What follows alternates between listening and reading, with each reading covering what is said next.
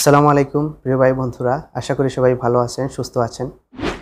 আজকে মূলত ভিডিওতে আসলাম ভ্রমণ সংক্রান্ত কিছু তথ্য তুলে ধরার জন্য। আর্মেনিয়া নিয়ে অনেক ভাইয়ের কিউরিওসিটি, বারবার ইনবক্সে নক দিচ্ছেন। আর্মেনিয়া কিভাবে যাওয়া যায়, এটি কি ইউরোপে, খরচ কেমন আসে, আপনি কিভাবে গিয়েছিলেন, এই বিষয়গুলা ভিডিওতে বিস্তারিত জানাবো ইনশাল্লাহ। আর এই জন্য ভিডিওটি করা। আর্মেনিয়া অনেক সুন্দর একটি দেশ, একদম ইউরোপীয় ভাইব বলা চলে। তাদের ঘরবাড়ি, রাস্তাঘাট, পাহাড়, লেক, প্রকৃতি, সংস্কৃতি সব মিলিয়ে অত্যন্ত মনোরম ও সুন্দর একটি দেশ।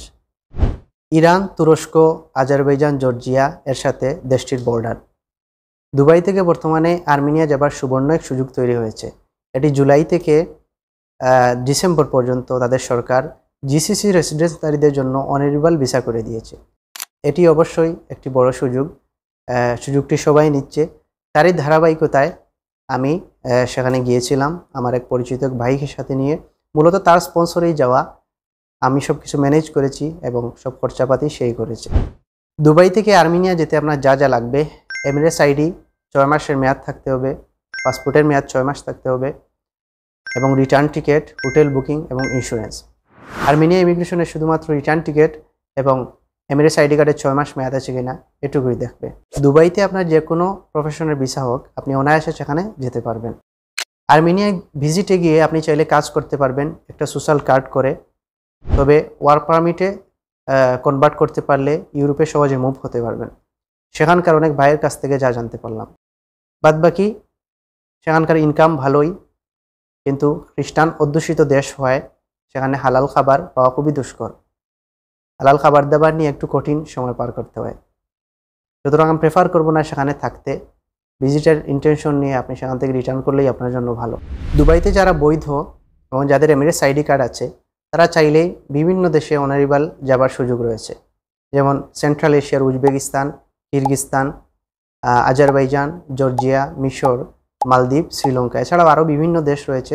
গুগলে আপনি চেকলিস্ট দেখে নিতে পারবেন। এখন কথা হচ্ছে, আপনি এই দেশগুলোতে কেন ঘুরবেন? প্রথমত, ভ্রমণ থেকে আপনি যা শিখতে পারবেন পাঠ্য বইও তা পাবেন না। বইয়ের পাতায় নিজের জ্ঞানকে সীমাবদ্ধ না রেখে বাস্তবে তার এক্সপিরিয়েন্স নেওয়া উচিত।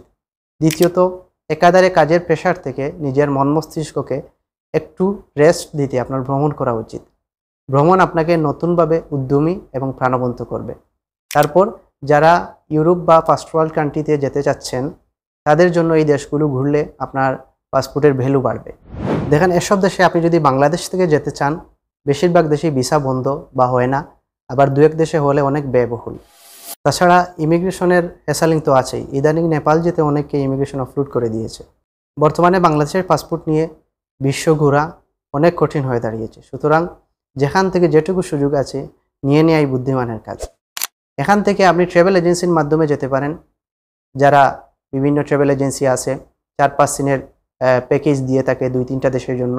তবে আমি এটা প্রেফার করি না, কারণ তাদের সাথে বেশিরভাগ গেলেই একটা দেশে 2 দিন সর্বোচ্চ থাকা হয়, যেটা আসলে ভ্যালুয়েবল না। একটা দেশে অ্যাটলিস্ট আপনাকে 3 দিন থাকা উচিত।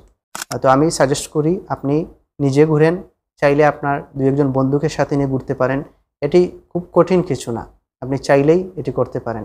কারণ এখানকার ইমিগ্রেশনে কোনো প্রশ্নই করে না। আপনি আবুধাবি হয়ে গেলে আই স্ক্যানিংয়ের মাধ্যমে গেট ওপেন হয়ে যায়, আর বাদবাকি আপনার সরাসরি কোনো ইমিগ্রেশন অফিসারের সাথে মুখোমুখি হতে হয় না। সব কিছু এতটাই স্মুথ।